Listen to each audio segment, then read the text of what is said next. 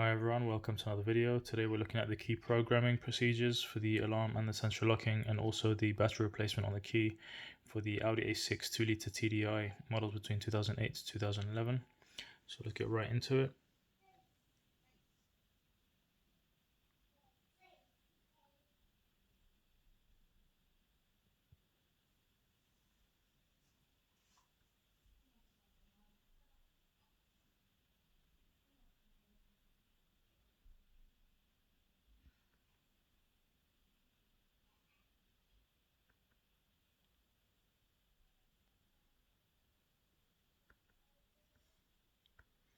Now we'll look at the battery replacement.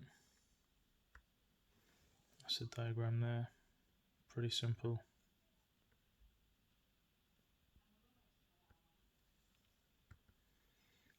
And there are some details on the immobilizer which you might find helpful also, so have a look at that.